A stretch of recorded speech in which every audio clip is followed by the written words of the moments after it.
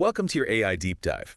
Today, we're going to be diving headfirst into all the latest AI news, Yeah. focusing on some major model releases and maybe a little bit of industry drama, as always. We've Yeah. got OpenAI, we've got XAI, and we've even got a dark horse in the search engine space to talk about. Yeah, things are moving fast. Things are moving super fast. It's incredible. So let's get right to it. Let's do it. Okay, so first up, OpenAI. Yeah. Sam Altman, their CEO, finally broke the silence on GPT-4.5 and GPT-5. It's about time. I know, right? Hmm? And some of the details he shared are pretty mind-blowing. Yeah, I mean, it seems like they're really shifting their focus from just like raw power to making it accessible and user-friendly. Yeah. This whole thing with the unified interface, it's like they're going for this all-in-one AI assistant. Okay, so let's unpack this a little bit. Sure. First, we have GPT-4.5, codenamed Orion. This is the last stop before OpenAI unleashes what Altman's calling the chain of thought revolution. Right, and this is coming out in a few weeks. Yeah, just a few weeks, which is crazy. Now, for those who don't know, chain of thought reasoning basically means the model can break down complex problems into smaller steps, kind of like how we think. So it's like thinking step by step. Exactly. That's amazing. Yeah, so GPT 4.5 is a big upgrade from GPT 4 in terms of power, but it won't have this chain of thought ability Got it. that's reserved for GPT 5, which is coming out a few months later. And GPT-5, this is like the big one, right? Yeah. Voice integration, advanced search, all that crazy stuff. It's like the ultimate AI Swiss Army knife. They're calling it an all-in-one powerhouse, which is a pretty bold claim. It is, but if they can pull it off, it'll be a game changer. Absolutely. And there's another interesting thing. They're talking about tiered access. Oh, right, like different levels of access. Exactly. Free users get the base model, while Plus and Pro subscribers get access to higher intelligence levels, more powerful versions. So basically, the more you pay, the smarter your AI. Yeah, kind of. That makes sense from a business perspective, but it raises some questions about, who gets access to the best stuff. For sure. That's definitely something to keep an eye on as these technologies develop. Okay, well, moving on. We have to talk about Elon Musk and XAI. Right, because just hours after Altman made those announcements, Musk had to drop his own bombshell. Talk about stealing the spotlight. Hmm. He claims that XAI has developed a model called Grok 3 that's supposedly outperforming everything out there. And it's supposed to be available in a week or two. I mean, come on, talk about throwing down the gauntlet, right? This rivalry between Musk and Altman is really heating up. It's like watching a space race unfold in real time. Yeah, with each of them trying to leapfrog the other. It's exciting and a little nerve-wracking at the same time, Definitely. And we don't have a ton of details on Grok 3 yet. Right, but Musk is promising, the moon, as always. Yeah, he's never been one for understatement. But that's what makes this whole thing so captivating. It is. You have these two, titans of tech. Right. Each with their own vision for AI going head to head. It's like a high-stakes chess match. Exactly. Okay, so we've got OpenAI pushing for accessibility and user experience, and we've got Musk, going for raw power. And it'll be fascinating to see which approach wins out in the end. Yeah, will OpenAI's focus on user-friendliness give them an edge? Or will Musk's relentless pursuit of power lead to some, major breakthrough?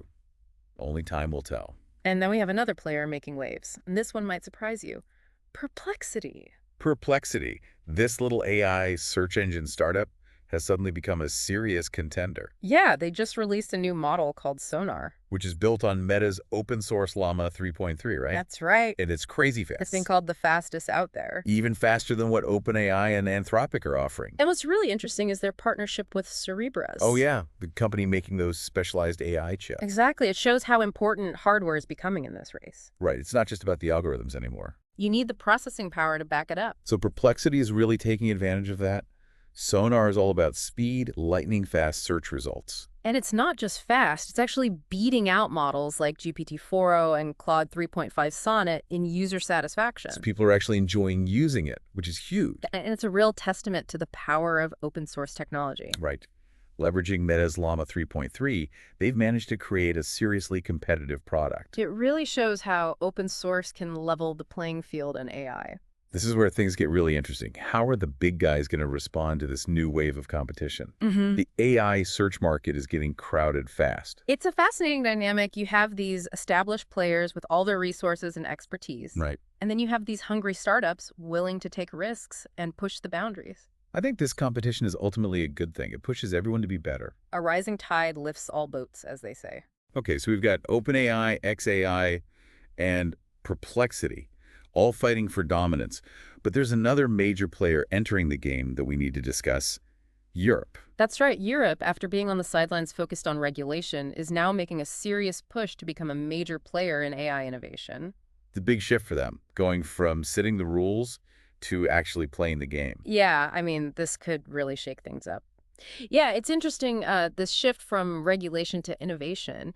It could actually lead to a more diverse and globally competitive AI landscape.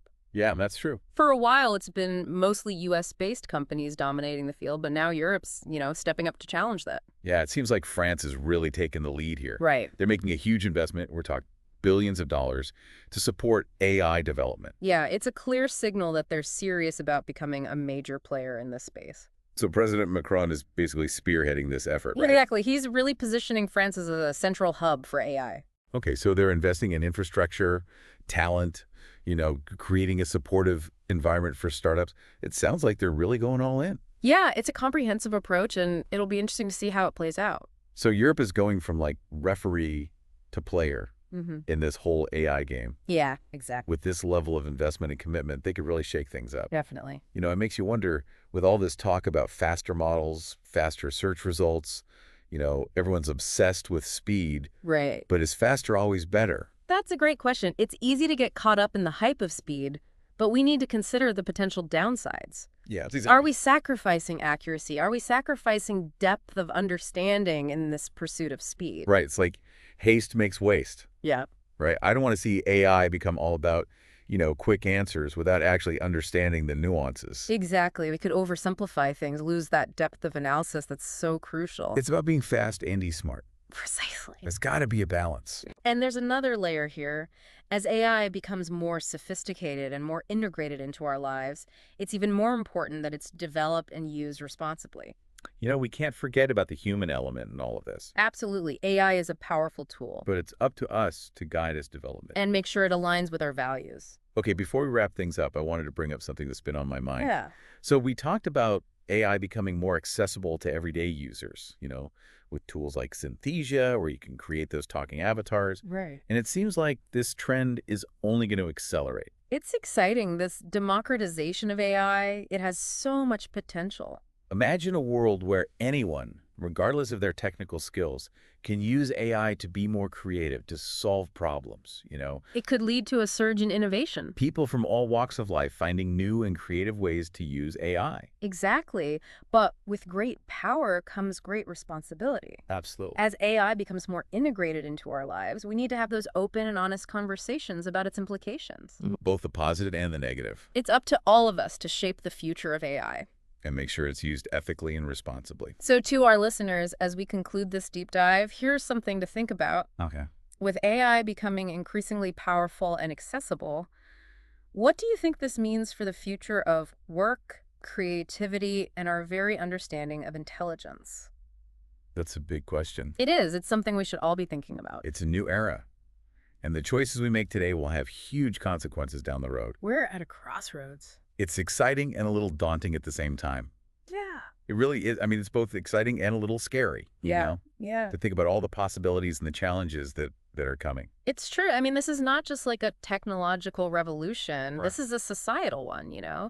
AI has the potential to change everything. I mean, we're already seeing it, like personalized medicine, AI, art, and music. Self-driving cars.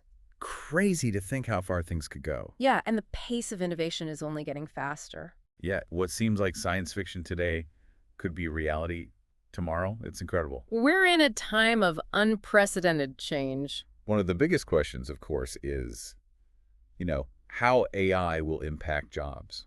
Right. Will it create new ones? Will it displace existing ones? Yeah. It's a tough question. I mean, there's no doubt that AI will automate certain tasks, even entire jobs, right? Yeah, but it could also create new opportunities, new industries that we can't even imagine yet. That's true. That's a good point. The key is going to be adaptability. Right. Being able to learn and evolve along with the technology. Lifelong learning is going to be more important than ever. So it's not just about like learning specific skills. It's about developing a mindset of continuous learning. Exactly. Always being ready to adapt to new challenges. And, as AI gets more sophisticated, Yeah. it raises these really deep questions about what it means to be human. Right. What is intelligence really? Yeah, Can machines think?